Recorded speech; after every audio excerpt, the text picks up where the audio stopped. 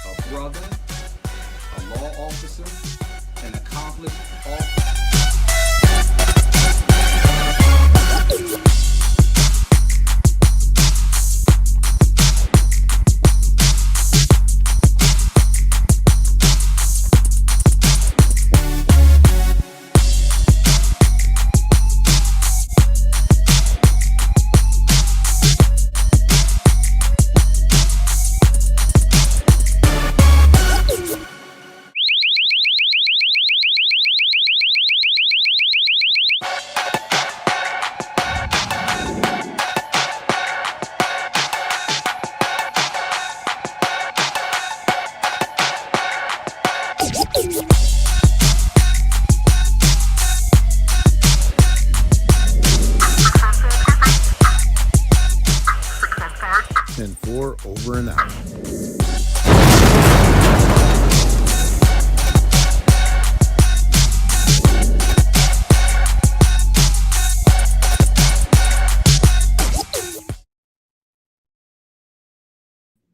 And again, like I said, I'm going to bring him here momentarily. I forgot to give a shout out. It is Memorial Day. So, of course, you guys saw the video. Shout out to all parachute riggers. I'm very partial toward them, past, present. But anyone, seriously, anyone that has been a veteran who served, a veteran who paid gave up the full price, they've done everything they could, or any veteran that passed on, we want to remember them on this day. So we give a shout out and a special salute to you.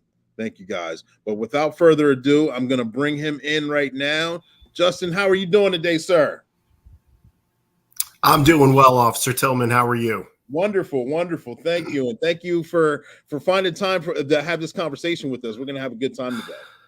Yeah, it's my pleasure. And just to echo your comments, on Memorial Day, it is important to pause and reflect upon those who gave the ultimate sacrifice for our freedom. I've had tons of friends and family members serve, some who did not return home. So it is so critical on this day and really all year to reflect. But, Memorial Day is especially set aside for that. So again, to echo your point there. Thank you. And thank you for your service to our country. Thank you. I appreciate it. Not a problem at all. And as you kind of led into it a little bit, you told us briefly about yourself and some of your friends and family. But can you tell us a little bit more about yourself? Yeah. So as you said, I'm a husband, father. Susquehanna Township is my home. This Dauphin County is my home. I've lived here all my life. Practically born in Polyclinic, lived 2 miles away from it. Just briefly went to Millersville for 3 years. And, we called Lancaster County our home for a little bit, but really born and raised here in the Harrisburg area, Susquehanna Township specifically, and chose to raise my family here. I have happily married for 20 plus years. Met my wife in high school at Susquehanna Township. Our children attend high school or attend school here. My son's a freshman in high school, so when he graduates here and he's part of the class of 2025. He'll be the third generation to graduate from Susquehanna Township. So proudly call it home. There's nowhere else I'd rather be. And I served on the Board of Commissioners here for the last 8 years. I know we'll talk more about that and its impact on law enforcement and our police department here and just our overall perspective. But and just recently was fortunate to, as you alluded to, win an election here, the Democratic nomination for the newly redrawn House District 105. Okay. It includes 17 precincts in Lower Paxton, as well as all of Susquehanna Township and all of Pembroke Borough. And I'm honored that the voters went to the polls and chose me as their nominee on the Democratic side. There was a Republican who was able to get on the Republican side of the ballot as a write-in. And so we will have a spirited campaign heading into the fall. And, I'm looking forward to earning the votes of voters of all parties, Republicans, Democrats, and independents. And I'll certainly serve everybody, regardless of party, if I'm fortunate enough to win the office. Absolutely. I'm pretty sure you'll do a phenomenal job. And like you alluded to, right in your current position, you were commissioner for, you said, about 8 years. What are your experiences being a commissioner, and what were your goals to actually, as you sat on the board, to try and make at least the township a better place, a more safer place? Yeah, so I'll take you back to when I first ran, which was 2013. Okay. And if you remember at that point, there was a lot of turmoil with the school district. And, it was really interesting. So, the obvious choice would be to run for school board, right? If you're concerned about the school district, run for school board. But I wanted to take a different approach. I was asked to run for commissioner. Just to bring a new, fresh outlook on the position. And really, Susquehanna Township is in a unique position in Dauphin County. I think we're one of 3 municipalities in Dauphin County that shares the same border as the school district. So unlike a Central Dauphin, for example, where you've got Lower Paxton Township, Middle Paxton Township, East Hanover, Pembroke, there are a lot of different municipalities that feed into that feed into the Central Dauphin School District, and it may be West Hanover. I may have made a mistake, West Hanover rather than East Hanover. But you've got multiple municipalities that feed into the Central Dauphin School District. With us, it's one and the same. Whether you're talking about the township government or the school district, we have the same exact tax base, and we're serving the same exact populace. So, it's really important to me. It was really important that our township engages with the school district, and I'm happy to say we are in a much better place today than we were then. The level of cooperation with the school district in a number of different areas, coordinating on building a partnership in terms of getting a sidewalk on Elmerton Avenue that goes directly to the high school now, which was a need for years. Building that partnership. We're going to partnership on some communications items and hope to do a joint newsletter. And just the enhancing the communication with the administration, the elected officials. A lot of that is taking place as well. So, and I'm proud of that because it needed to happen. It needed to be done. And, I'm really proud to have been a small part of that. Nice, man. I didn't know a sidewalk was coming to Elmerton Avenue. I remember actually riding my bike.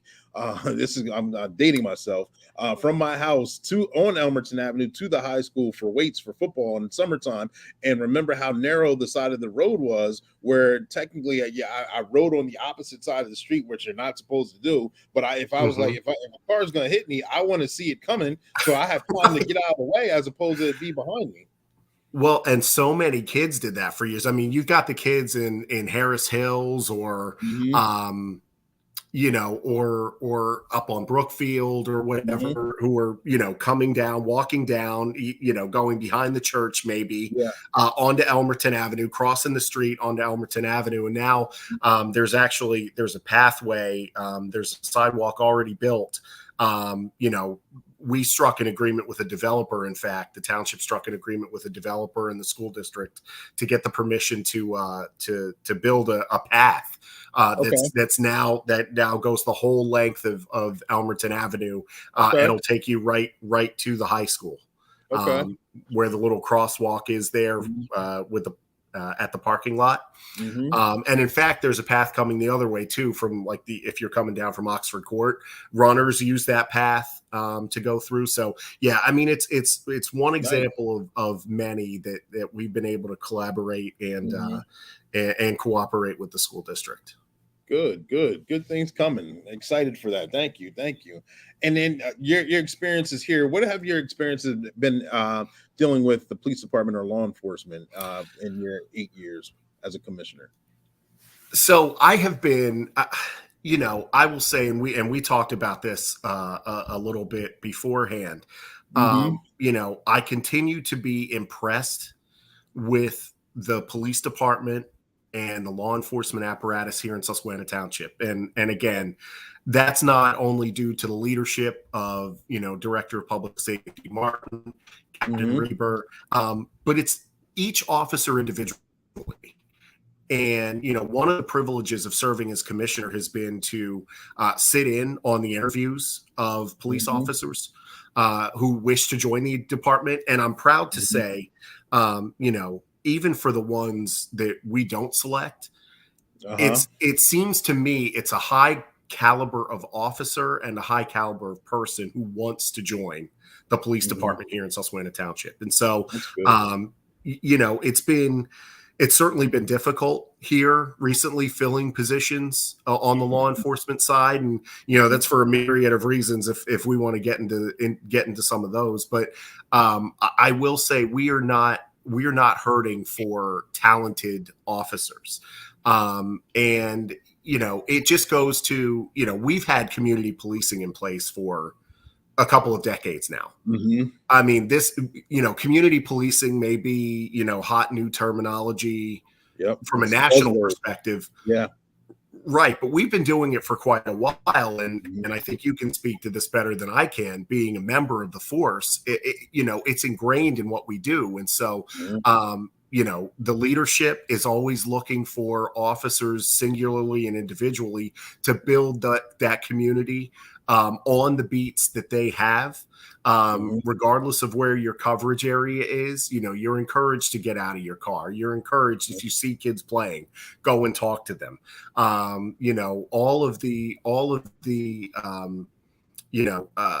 all of the touch points that Chief Martin has, or that he strives to have officers make with the community, that helps to build that trust and that cohesiveness, and just the fact that, unlike some other jurisdictions, and it's well documented. I mean, the Susquehanna Township Police Department does not view our residents or our populace as their enemy. Right. We are not in conflict.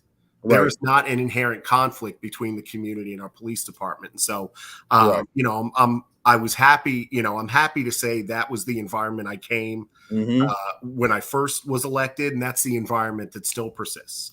Another piece of it, and I'll just, put this out here too, is, I've sat on, I've been a part of one management negotiation with the police department.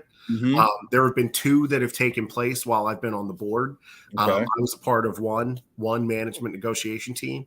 And again, I was pleasantly surprised at that experience. The collegiality and the cordiality between management and law enforcement. Were there occasional areas of disagreement? Absolutely. But I'm happy to say we were always able to, we have not had to go to arbitration. It has not been contentious. We have been able to gather, a block of folks in the room who represent the police interests, and folks in the room who represent the management interests, and come together, with the union, in a very, just in a professional, cohesive manner. We've always been able to see eye to eye, and that I'm proud of too, because you hear other stories about labor strife, and and sometimes it's necessary. But the fact that we have had peaceful negotiations, for lack of a better term, and have always been able to come to an agreement without getting an arbitrator involved, I'm proud of that as well. Good. Yes, and I know you touched on a lot of key points right there. And like you said, our department is community oriented, and like each beat, we're encouraged to get out and interact with the kids, to talk with, have just daily, how you doing, how's school. We go through the schools during peak hours, which is from the time it opens to the time it closes, and you become very familiar with the students, you become very familiar with the staff, the teachers. It just becomes second nature, to the point where you don't even see it as it's a chore, because you just see it's part of your duties, it's part of your day. Right. And it's a good feeling. Of course, some people may know I grew up in the township as well, went through the school districts. So I know the school districts as a student, I know them as a parent, and I know them as an officer as well. And it's a very humbling feeling to actually walk through the schools at different stages in life and still have a appreciation and pride for that area, for that school, or for those moments. Coached as well, talking about community policing, and to see the kids like give back. They always say to give back, and they give back at the kids while playing football at a young age. To watch them flourish now is a wonderful feeling. And I say all that to say this: I kind of want to take a step back and ask you, are there any mentors or any influencers or anyone that has touched you, past, present, or current right now, that has helped you develop into the man that you are? Yeah, I mean, first and foremost is my father. I have an interesting personal story that I got into a little bit during the campaign. My dad was a hardworking guy, blue collar guy. He was a truck driver. Busted his tail and sacrificed to give me everything that I have. I mean, he moved us here to Susquehanna Township. My father's a graduate of Susquehanna Township. It's class of 72. So he knew how good the school district was. He knew exactly what he was setting us up for. And so I moved here in second grade, and pretty much went all the way through. Short stint at another school my sophomore year, but came back and graduated from Susquehanna Township High School and spent nearly 10 years in the school district. And that was the best gift he could have given us, locating us in this township. You know, so my dad is first and foremost, and I just have an immense amount of respect for him and you know what he did for me. You know, another person that folks will be familiar with, Mr. Reggie Guy, longtime civil rights activist here in the Harrisburg area. And I'll tell you, growing up, you know, low income, I'll just say we were poor. There just wasn't a lot to go around. Right. You know, but it was almost like, you know, having examples of, you know, Black professionals. Mr. Guy was an attorney. You know, that you could look to and say, hey, you know, it's possible to you know, to be a young poor Black kid, you know, but there are, you know, if you work hard enough, there are examples that you can look to where you can, and for me, you know, I knew I always, you know, I told my dad when I was a little kid, my dream was to wear a tie to work, because I thought, you know, that was, you know, like you right. And you had your father, who was an influence to you in law enforcement. And that was sort of reinforced by my dad too. You know, I had, you know, being a truck driver is an absolutely honest living. You know, I knew pretty early on that my hands were pretty useless. I can't build anything, or, you know, I just, unfortunately, my dad can rebuild carburetors and he worked on cars. It must have skipped a generation. So that wasn't going to be an option. You got to know your limitations. Hey, listen, so, you know, there was another path out there. And to be honest, I mean, my idea of wearing a tie to work when I was growing up, I wanted to be on SportsCenter. That was the goal. So I was a huge sports fan when I was a kid, just absolutely just immersed in sports. I would wake up at 6 o'clock and watch SportsCenter and see what happened. And so that was going to be my idea. Clearly that didn't happen. But you know, I knew I always, you know, and I told my dad I wanted to have a more professional route in life, and you know, who knew it would be with government service, and you know, now in the political arena, you know, that's where my my desire to give back and my desire to help is really taking shape. Gotcha. Great answer. Thank you for sharing. And as the mentors, your father mainly have kind of gave you a foundation to want to wear that tie. To actually, you had the dream to be on SportsCenter, ESPN, but now you're doing stuff in the same community that you're growing up in, and you're still wearing a tie, and you're wearing it at a prestigious level. You're doing the wonderful things, and like you already stated, that you've already won the recent election as a Democratic nominee for state representation. What are your goals and inspirations or dreams once you get this position? What would you like to see accomplished? Sure. I mean, I think there are, you know, we talked about this a little bit. I mean, the pandemic laid a lot of things bare in terms of what we could be doing better, you know, as a state, as a nation, as a community, you know, and you see it, I think, you know, day to day. I think probably more plainly than me or any of us, you know, in terms of your encounters with people every day. Yeah. As a law enforcement officer, you know, you catch people in the tough moments. And since the pandemic, the moments have just been tougher. There's so much pressure on people. You know, three of the things that we really focused on with our campaign. Number one, great schools. You know, we have a situation here where the Central Dauphin School District and the Susquehanna Township School District are two of the most underfunded schools in the entire state. And what do I mean by that? I mean that you know, there are other you know, wealthier school districts that can afford a higher tax burden, and they can afford to give their kids the best of everything. You know, and they have the income level and the tax base to do that. You know, and Susquehanna Township has always had a reputation previously as a low tax, you know, high value community with the school district. And, you know, even when I was campaigning for state representative, even when I was campaigning for commissioner, I can't tell you how many times I knocked on the doors of my former classmates or anything like that. And it was, you know, well, we moved here 25 years ago because of the school district, because they value, you know, your parents are the same. I just articulated it's why my dad moved us back here. I mean, he knew what we were getting, and education was important for him. So, you know, education is key. That's one of the big things. And we have the resources to do it. I think, you know, the state government, you know, the state government there's actually a Supreme Court case going on right now in terms of the funding that the state provides to education, for education.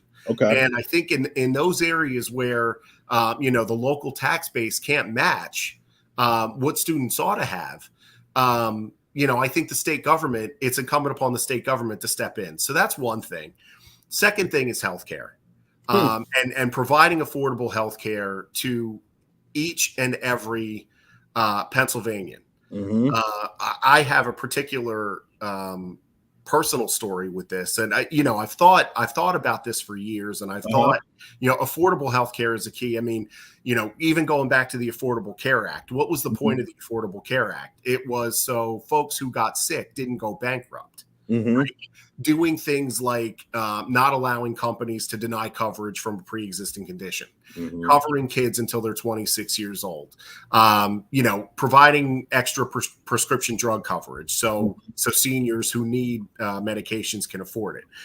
You know, I think the ACA did a lot of good things. Did it get us all the way to where we needed to be? It did not. But I think it was a good start. Now what we have to do is build on it. And again, I think it's incumbent upon the state to you know, really step in and provide that buffer, you know, and like I say, I've thought about that for years, but it was crystallized for me when my daughter was diagnosed with type 1 diabetes in June of 2020 during the pandemic.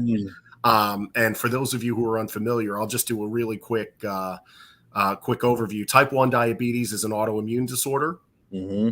Essentially, her pancreas is failing or has failed. The pancreas produces insulin, and you know, it does not work properly, and so she needs insulin. She needs medical doses of insulin to survive on a daily basis. Without it, she will die.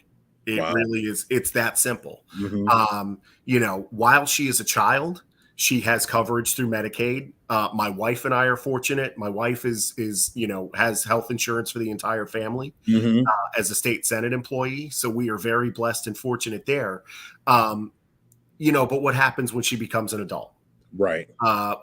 Whatever she wants to do, or is she going to have to set aside her hopes and dreams because she absolutely needs to have a job with health insurance coverage, which is the primary way, you know, which is the primary way folks get insurance. And again, going back to my earlier point, we saw during the pandemic, probably not the best solution. If, you know, we have a situation where our economy is cratering, people lose their jobs. Not only do they lose their jobs, they lose their health insurance coverage. So it's probably not the best model to go with, right? And we know this. And so that's number two, you know, affordable health insurance coverage for all. And the third thing is voting rights. That we really honed in on. Voting rights and protection of voting rights, making sure that each and every legal Pennsylvanian who wants to can vote, you know, fairly and freely. And we have seen over the years that has been under attack. You know, the fourth thing we really honed in on too is, you know, getting a $15 minimum wage. And that doesn't even, you know, $15 is the least of what we ought to be doing. Right now, our minimum wage is $7.25 in Pennsylvania. We trail all of our neighboring states Yeah, who I was making back in the 90s. yeah. I mean, we trail all of our neighboring states who I think all but one have a plan to go to $15 within the next Okay. 3 years. So if you live on, and that's bad from a competitive standpoint. If you live in Southern York County and Mhm. you can go over the border to Maryland, where they pay $13, $14 an hour, why wouldn't you do it? Yeah, yeah, So we've exactly. got Pennsylvania residents who are working in Maryland, paying taxes in Maryland, paying income taxes in Maryland, but they live here. Mhm. So there are a number of reasons to do it, but chief among those is economic competitiveness. And Mhm. Pennsylvania is bordered on all sides by another state. So we are putting ourselves at a competitive disadvantage for our workforce by keeping our minimum wage at $7.25. And also, the last thing I'll say in terms of what we look for as a campaign was, things like, paid family leave, paid sick leave. Whether we do that through a statewide bank that employers and employees pay into, whether we mandate that employers do it, Mhm. it needs to be done. It's long overdue. I'll tell a quick story. I mean, my dad, like I say, my dad was a truck driver, Mhm. and this was back in the early 90s. He was in a position, he was a non-union truck driver. He was in a position where if he didn't drive that day, he didn't get paid. Right. His best friend passed away from pneumonia. He actually contemplated not going to his funeral because he Wow. wasn't going to get paid. I mean, Wow. we That's should, a hurtful feeling. Yeah. and that was 25, 30 years ago. And yet we still got workers in that situation. Mhm. And again, I say all this, I talk about all this with the backdrop of the United States being the richest nation in the history of civilization. Mhm. If other countries can do this, we can do this too. We just need the political will, and so, those four things and many others are on my mind to get to work on, if I'm fortunate enough to be elected the next state representative in the 105th. Gotcha. Gotcha. You're going to be very busy. I can tell right off the gate. Yeah, I mean, there's just no shortage of things to do, and Oh I'll yeah. just say one other point, not Mhm. to take up the whole conversation on this, but you know, from the state perspective, the state's about to do a budget. It's Mhm. always in the news every June, right? The Exactly. the state budget deadline, June 30th. June 30th. We hear about this, and so negotiations are going to start in earnest. There are about $9 billion over what we anticipated that they have to work with. The Wow. state general assembly has the funds to solve some of these problems and do some of these big things. Mhm. And unfortunately, they had some of this funding last year. They chose to put 2.4 billion into the rainy day fund, which okay, fine. If but I would argue for a lot of families, it's a tsunami. It's been pouring for years. Mhm. And so, it's time to push some of that funding out to folks who can, who it can help and whom it can actually do some good. And, Mhm. hopefully the General Assembly and the governor choose to make that choice this year. Wow, interesting. See that? Look at that. I just learned something by this conversation right here. Just yeah. So I'm curious. I know your campaign is you have very strong and valid points. I know you're going to get to work very hard, very earnestly, as you said, on trying to make a difference, a positive differences in the life of Pennsylvanians. Law enforcement, in particular, what kind of vision do you see once you get nominated in this position? Yeah, I mean, I think we talked about this a little bit beforehand. I mean, I'm Mhm. blessed to live in this community. We're blessed to live in this community, and we're blessed to have you as an officer in this Thank you. community, Officer Tillman. Honestly, um, but one of the things we talked about is, while we are well positioned here in Susquehanna Township, that's not the Mhm. case elsewhere. Right. We talked about, one of the things we could work on is having uniform standards from Mhm. jurisdiction to jurisdiction. Mhm. I know, one thing that is very important for Susquehanna Township, and one thing that we put an awful lot of time in, is accreditation. We Mhm. want to be an accredited law enforcement agency, and that's something that's very important to us. Right. And I think rightfully so. You know, what accreditation does is it gives you a seal of approval, so to speak, from an outside entity that's saying, okay, this law enforcement agency is doing the things it ought to be doing. Right. You know, and I know a lot of other law enforcement agencies across the state are accredited as well, but not all. So maybe that's something Right. to look at, and providing funding for it. You know, the General Assembly likes to do a lot of unfunded mandates, right? Whether you're talking about education, whether you're talking about, you know, local governments, or, you know, even things like environmental I'm sorry, protection. you froze for 1 second. You froze for 1 second. Can you repeat what you just said? Okay, I'm I'm sorry. sorry. It didn't come through. So I just said the General Assembly likes to do unfunded mandates, which is tell you to do something, but not necessarily provide the resources to do it. You know, I think if we take that step to say law enforcement agencies ought to be accredited, we ought to provide them the resources with which to do it. To do so, you know, gotcha. Adopting in addition to accreditation, adopting uniform standards around, you know, who can be a law enforcement officer, you know, stricter background checks. I know for us, we usually do background, mental health evaluation and things like that. But I don't know if that's done in every department. So, you know, tightening some of those things up, you know, and I think overall it just, you know, one of the things that we were talking about is just the value that our law enforcement agency has in its community, and how you see residents here. Again, it's not adversarial. It is, you know, it used to be on, you know, Dragnet, right? The LAPD, to protect and serve, right? And I think that's still the mantra here in Susquehanna Township. It's viewed, yes, exactly. It's viewed as public service, and I think, you know, I think if we can get back to that in a lot of communities where, you know, it's not an adversarial relationship, it is viewed, law enforcement policing is viewed as public service, and you know, I think, you know, my dad really early on, you know, when we had a conversation about law enforcement encounters and things, you know, there has to be a level of respect paid as well. You know, you can't, if I'm stopped, you know, I'm going to, you know, listen, hear what the officer has to tell me. You know, and I think it, you know, more of that too could be helpful if we could just get to a point where, you know, instead of, you know, raising the temperature on some of these encounters right away, you know, listening to one another and, you know, and taking that approach instead of, and listen, I get it. You know, I've only been stopped once, by a law enforcement officer. It was when we lived in Harrisburg. I was maybe going slightly faster than I should have on Front Street. You know, and everything got handled and everything got resolved, fortunately enough. But you know, I think those are the things that we can really take a look at on the accreditation side, on the standard side.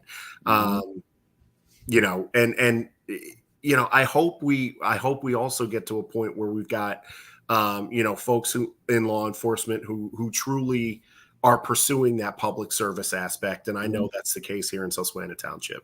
Yeah, absolutely. I can 100% say that as well. I can speak for myself. I feel like I can speak for a lot of other officers that I know. You don't get in this job to make a boatload of money.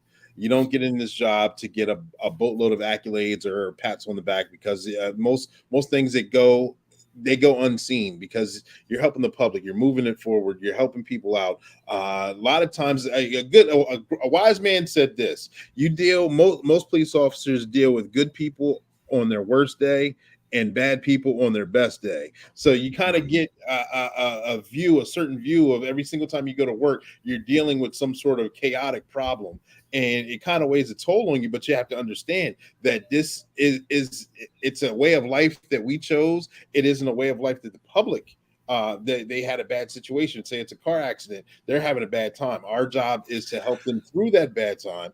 Our job is to help clean up clean up the spilled milk, basically. Well, milk has been spilled. We are there to clean it up and to get everyone's life on track.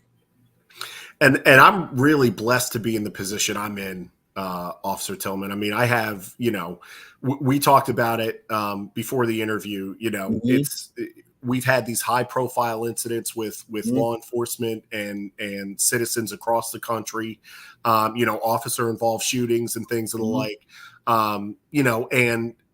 And my lack of understanding when some of those things occur has really been aided by my sister, Mhm. who is a law enforcement officer. She's a major, in a Missouri police department, Mhm. and having her as a sounding board um, has been invaluable with the I bet. way I understand the law enforcement perspective, because it's easy. It really is. It's so easy to be and I have been very emotional when some of these things happen, and Mhm. you just think to yourself, well, how could this have happened? What is the circumstance, and what was that person thinking? And I'm really fortunate to have a sister who I can go to and say and ask those questions and have Right. a real Real dialogue conversation. and, You're right. an honest conversation about these things. And I think, like I say, I think it really starts with that. From any sort of conflict resolution, you Mhm. have to try to start from a place of mutual understanding. And I know that is so much easier said than done. So Mhm. much easier said than done. And here's the fact of the matter. Gotta And do I'll the just hard things though. Absolutely. I'm sorry, I didn't mean to, you said it's not an easy thing to do. I said so you have to do the hard things. You have to take the risk and do the hard things, because through the hard things, that's where the conversation and the communications happen that are necessary. Ab- Absolutely, absolutely, no question. And I, I'll just speak for myself here. I'm not speaking Mhm. for anybody else, because I don't want to, if this is an unpopular opinion or whatever, or just a flat out wrong opinion. I mean, I think part of the frustration is when you see incident after incident. Mhm. Um, it's not just that it happened, and Mhm. it's there's a here we go again, but there has been a stunning lack of accountability in some Mhm. of these things. Right. And I think, just rewinding 2 years here, we're 2 years from the anniversary of the killing of George Floyd. Mhm. Um, and that was, I think, part of, we saw the protests, and the unrest as an outgrowth of that for a variety of reasons. One of which I think was, while we were still in the midst of a pandemic, it was a chance for people to just release Yeah. Yeah. frustration, not only for that killing, but also for the circumstances. Yeah. It was a um perfect storm. and so, but that was a situation in which there was accountability Mhm. through the legal system. Mhm. And so, and I think that,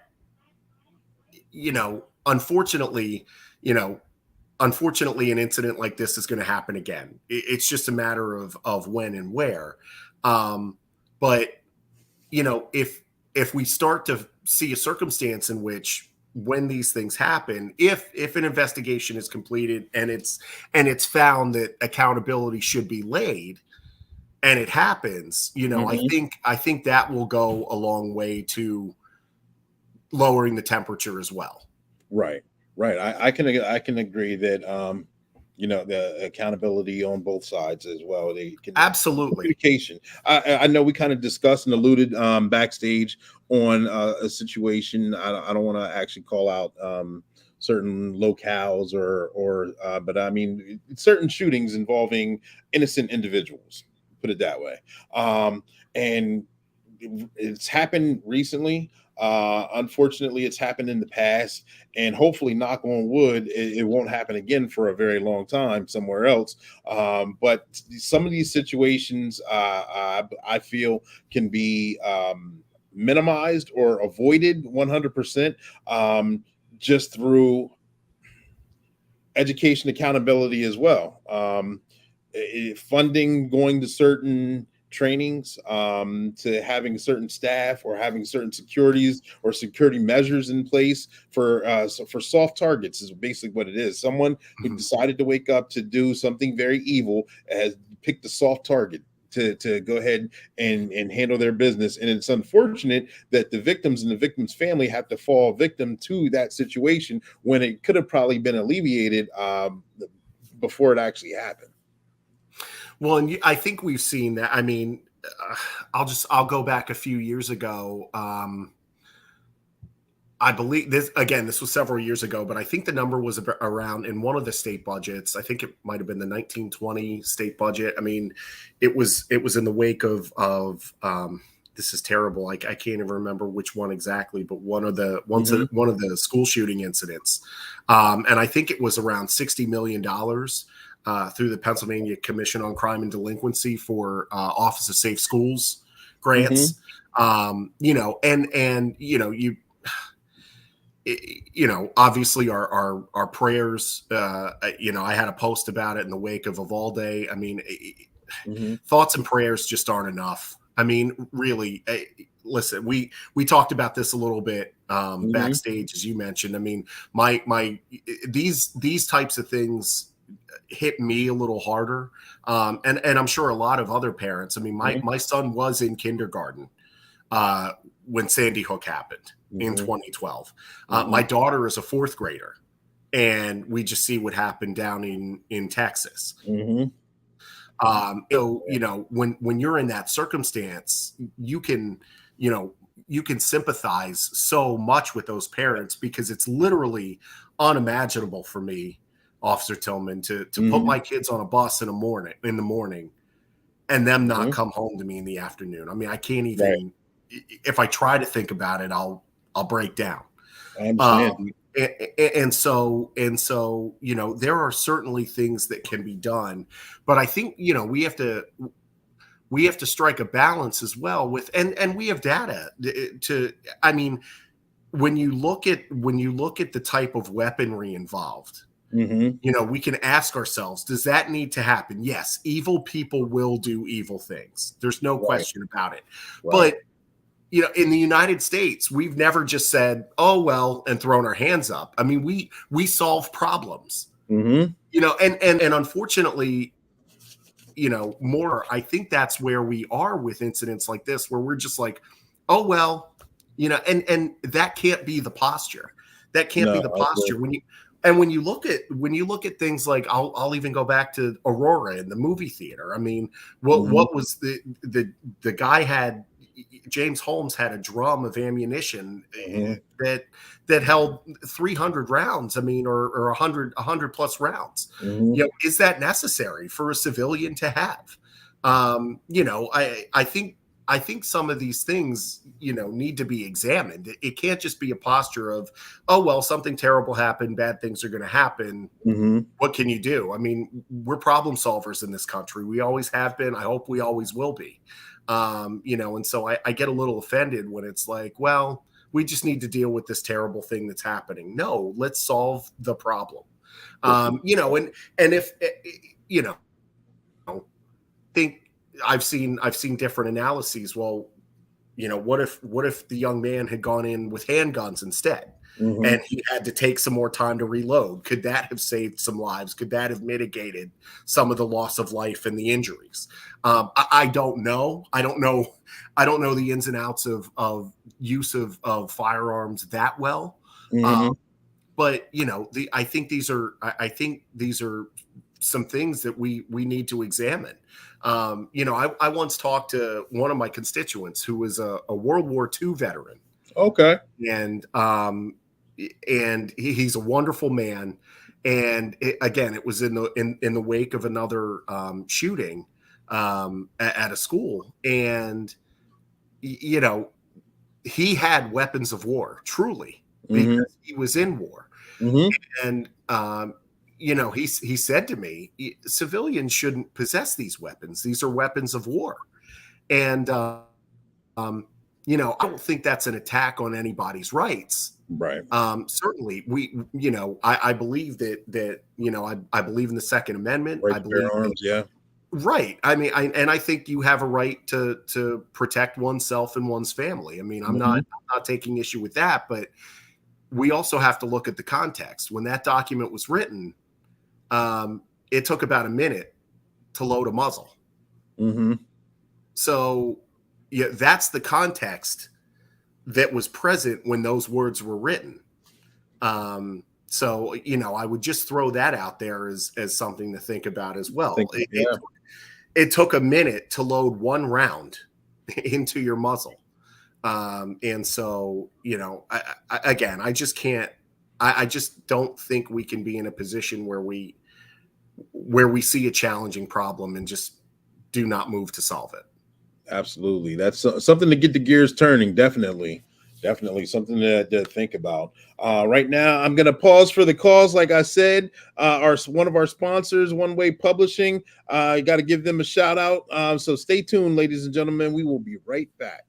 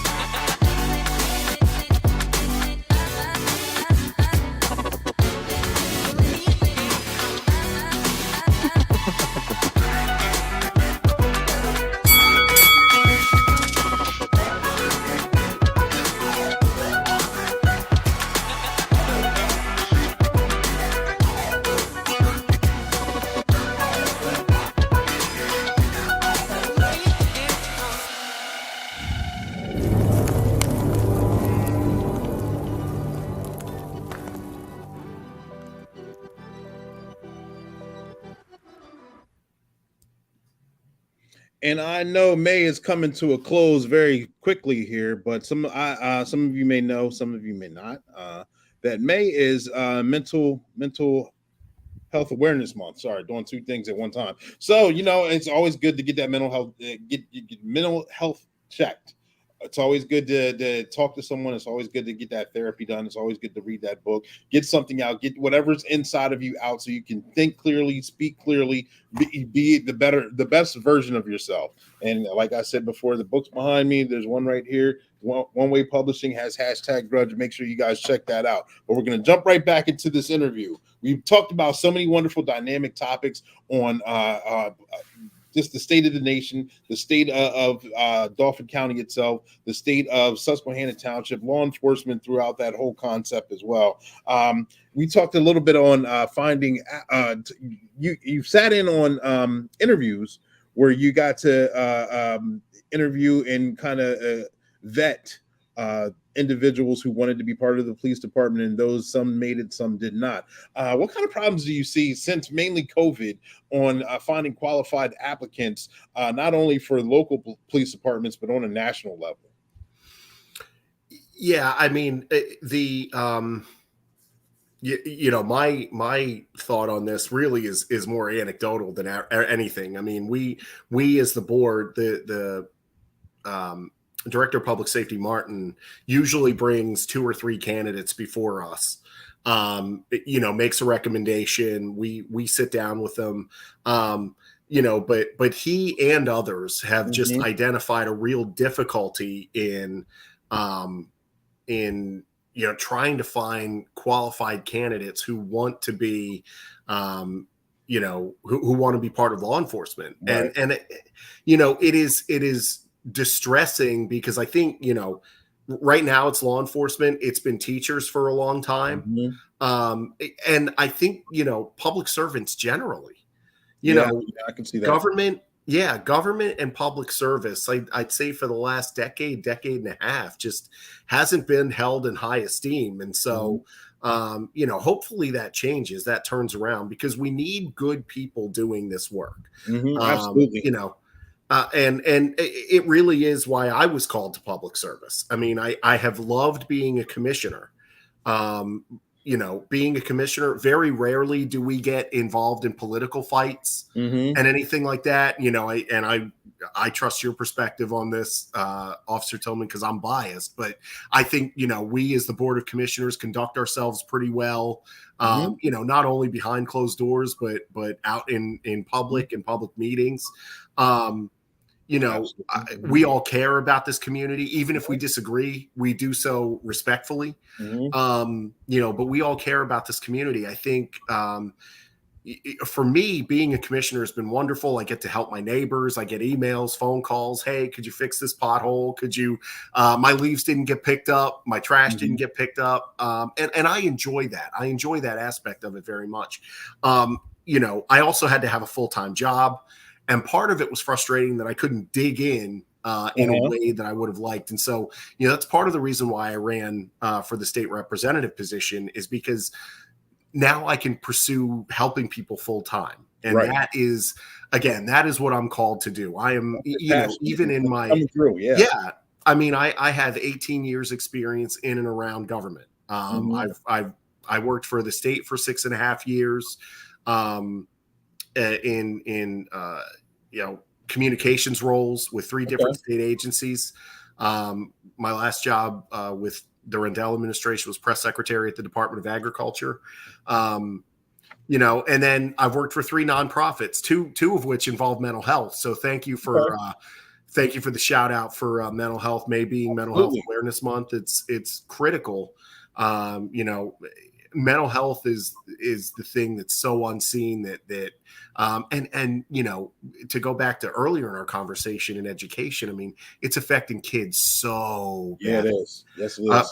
Particularly coming out of the pandemic, as we emerge from the pandemic. I mean, we've had learning loss that those kids won't get back, and so we need to start prioritizing the mental health in our children, and destigmatizing folks who seek mental health treatment and help.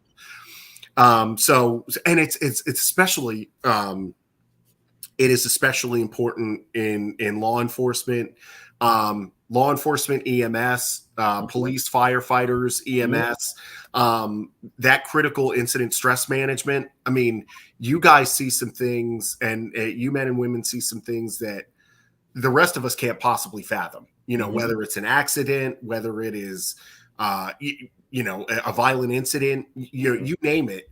I'm sure you've been called to some scenes that, a layperson like me just may not be able to handle. And, how you process that, how you deal with it, and how you recover from that is so critical. So it's huge. And I'm glad to see that, at least in law enforcement, from what I'm hearing, that barrier is being broken down a little bit. Law enforcement, military service, that barrier is being broken down. And hey, if you need help, feel free to seek it. We need you to seek it, because we need you to come back and be strong and be able to process the things you're dealing with. So, but going back to my original point, we need really good people in public service, and I hope we can get back to that again. Gotcha. I want to touch on you said mental health. I didn't know you were in the mental health arena prior to any of your other occupations or services. So that's good. Kudos to you. That is start slowly becoming destigmatized, like you said. It is with the wars that have gone on, and military officials or military personnel that are coming back and having PTSD, or people in first responders, especially since COVID or before and after, is becoming the forefront of kids are also the learning curve. It is okay. It is okay to seek help. It is okay. That's the norm. If you're unhealthy, and you go to a gym to work out to get your body back into a certain form, that's considered normal. That's considered okay. You're working toward a certain goal. It's the same thing with your mind. Same thing with your Mhm. emotions. You have to work those things out, and you work those things out professionally with a professional, and it is okay. Our department and most local departments here in Dauphin County have co-responders that go out with us. So we're educated. I would like to believe that we're educated in that capacity a lot more than we were 10 years ago. I know that for a fact. However, we have a professional that rides along with us to handle those situations as well, because we're dealing with mental health situations so much more. Yeah, and I'm glad you mentioned it. It was on my list, and when we were talking earlier about sort of the things I'm proud of, being a part of with the township, Mhm. that's one of the huge things. And Director of Public Safety Martin briefs us on those calls, and it's again another feather in the cap of our department because. I don't know if we were the first in Dauphin County or whatever, but we've been on the vanguard of this issue, and Mhm. and you see a lot of the um a lot of the rhetoric around policing nationally Mhm. is you know is really making sure that um not only are we treating every situation like a police incident, but Mhm. responding appropriately, right? Mhm. So if somebody is in crisis, right, you may not necessarily need an officer to be the best respondent there. You may need a social worker or a psychologist or another mental health professional to help that person in crisis. I remember seeing an incident years ago. It was a gentleman um, who was in I don't remember all the details, but he's sitting in the middle of a public street, Yeah. and just the response is, um, if you're unfamiliar with something, I just don't think that makes for a great response if Mhm. there isn't a lot of familiarity or getting back to your earlier point, training. So Mhm. the fact that we do that is so huge. And I will say, um, you know, from what we understand, um, you know, Chief Martin is extraordinarily happy with the way that is going. Mhm. Um, and that response from the mental health side too. He says it's been a wonder for the department. And so I'm thrilled. I'm thrilled about that. Hopefully we can provide resources if it is a helpful. It's our job as the commissioners to provide resources to make sure that is staffed adequately. Mhm. Hopefully we can continue to make that investment in that piece of the response team. Perfect, perfect. Want to kind of ask another question here, kind of changing gears just a little bit. Your stint as a commissioner, and you talked about some conflict resolutions, conflicts on whether it's in house or during. It wasn't an arbitration or anything like that with a meeting, but I mean conflicts arise. How do you deal with conflicts as a commissioner, and how do you foresee, because conflicts are going to be coming as a state rep? How do you foresee yourself handling even larger conflicts on a larger scale? Yeah, I mean, I think I number one, I've had help. I mean, I did government relations for the National Association of Social Workers Pennsylvania chapter and the Pennsylvania Psychological Association. So Okay. representing social workers and psychologists, Hmm. I've had a lot of great conversations with those professionals in terms of like resilience and conflict resolution. And I, I am, okay, so all bets are off if I'm watching sports. So I'm not really calm when I'm watching sports. But I would say generally, um, I'm a calm person. I mean, the way I view this, and listen, just because I approach these big issues and these big challenges with a level of calm does not mean I am passionate, or I am not passionate rather. I understand. I have a burning desire to see some of these things done because I know we can do it and I know we have to do it. And, so we don't spend another 2 or 3 decades leaving families falling behind. But I just think the way you approach others, you have to do it in a measured way. You have to figure out, rather than screaming and shouting, you have to try to find a place of agreement. You have to make that attempt. Now, if it's not possible, then you figure out another way to try and get done what you're trying to get done. But again, I'm sort of a catch more flies with honey type of person. And again, even when I was running for commissioner, my pledge to people then was, we can disagree, but I'm not going to be disagreeable. Right.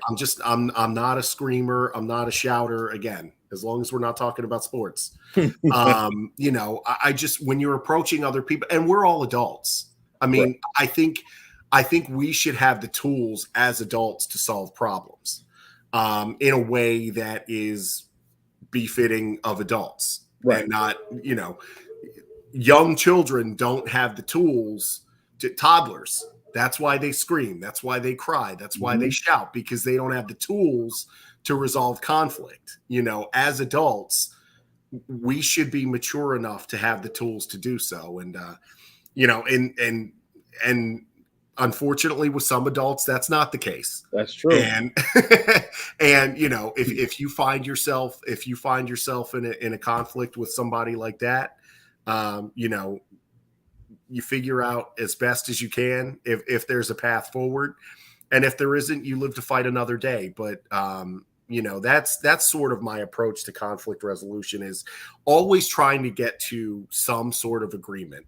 Right. And again, when it comes to policy, I did government affairs, and we're sort of wired. If we can't get everything we want, if we can get half a loaf of bread, I'll take it. And then you continue to work for the rest, right. But at least you got something. At least you advance the ball down the field. And that's, I'm sort of, I have a predilection to doing that as well, of reaching some point of agreement and then working toward the rest later. But at least we got somewhere. Gotcha. Good points. Good topics right there. Look at that. So I know we're slowly wrapping up. We're not wrapping up just yet. So stay tuned, ladies and gentlemen. We still got some good talking points. What would you like your legacy, or what would you like your impact, or what would you like to be known for? If there was one thing that you can do, or can accomplish, or successfully have done in your career, what would you like that to be? I think at this point, from a policy perspective, I mean, I want to. Every day I spend in Susquehanna Township, I want to try and work to make my community better. I mean, I'm on the board of trustees of the Hannah Foundation. I'm a commissioner. I think it's important to give back. I've been a coach. I've been a homeroom parent. So that's never going to stop. Right. And I'll tell you this, I told voters this too.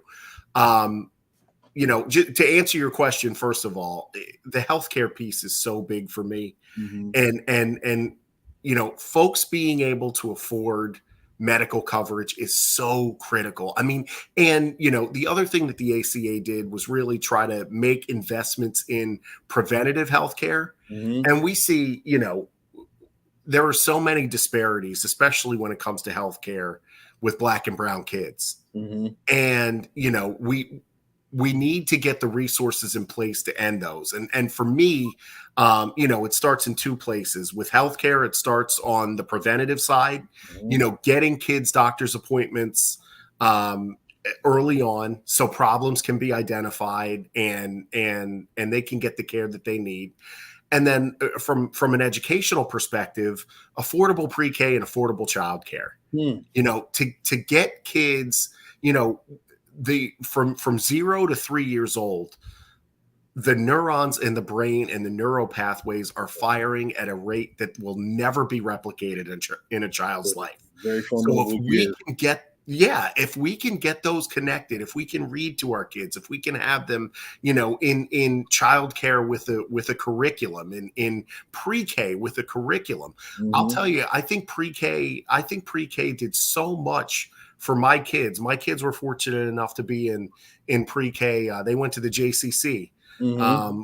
when they were that age, and Hmm. I wouldn't trade any of it. I think pre-K was such a wonderful thing for them. But really, if I could do two things, it would be affordable health care for everybody who needs it, and building an infrastructure where every kid who wants to can get pre-K and get affordable childcare, because we can do so much good just doing those couple things, and the effects will last generation after generation Oh after yeah, generation in these kids. So absolutely. that's the thing I've been doing for the last 4 years, Officer Tillman, is Okay. doing government relations for a place called Pennsylvania Partnerships for Children. So I'm a lobbyist for kids. That's what I've been doing the last 4 years. And so trying to get money for pre-K, childcare, children's health insurance, just getting more stuff for kids. And I so I'm see. very passionate about that as well. When do you have time to get anything done? Well, I mean, it's I just listen. We all have. I've been blessed to have the family that I do. Mhm. Like we were discussing. I mean, I've been married for 20 plus years to my high school sweetheart. I've got two wonderful kids, who have enabled me to be involved in this community as a coach, as like I said, as a coach, as a homeroom parent, as a member of Mhm. the PTO. Um, just I'm flattered by the question, but I always see that there is, more. There's more More that meat can be on that done. bone, Yeah. right? So the work continues, and um, you know, like I said, the one thing I wanted to say before is, I have told voters this. If I find, to your earlier question about legacy and what you want to do, if Mhm. I am fortunate enough to become the state representative, and I find after 4 or 6 years that the system just cannot be repaired, Mhm. then I'm not gonna stick around just to collect a salary and a pension and healthcare and all that stuff. Mhm. I'm going to find out what I can do to help the greatest number of people I can, whether it's countywide, whether it's in my community. Mhm. I'm not going to stick around just for the role or the title or the perceived prestige. None of that interests me.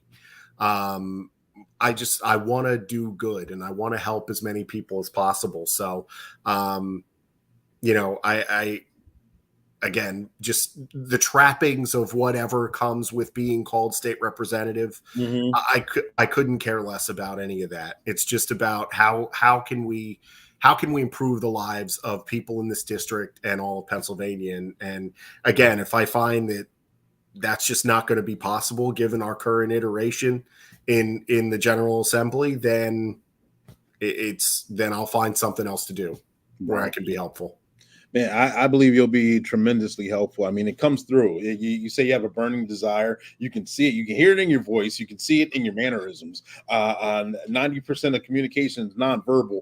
And as you sit there, your shoulders are bouncing. You're leaning in forward. You're smiling. Like you can see it all. You can see it. So I 100% believe you that you will do a good job. And I know you want to do a good job. And I think you'll be tremendous in that role. Very Uh, brilliant. Officer, it has been a pleasure being with you. Thank you, for a great exchange of ideas. And Absolutely. again, the one thing I will say, and I don't know what else is left. If you have more Oh yeah, well, questions, yep. If you hold on one yeah, second, I've got save time. Yep. save it, because Okay. that's going to lead into my next question. However, we got this last video. Hope you guys enjoy it. Brought on by One Way Publishing.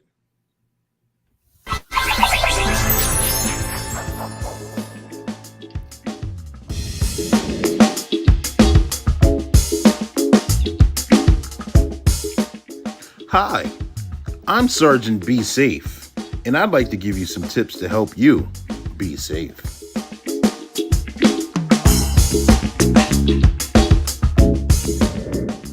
I'll be introducing you to some helpful options that you can weigh out so you can be safe.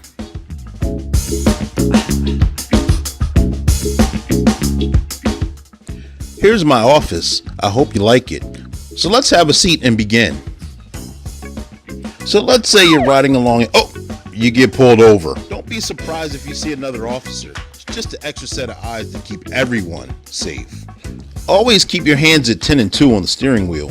I know it's digital age, but always keep a copy of your driver's license, registration, and proof of insurance. Makes things go quicker, easier, and more efficient. So that way we can quickly get you on your way to have a safe day.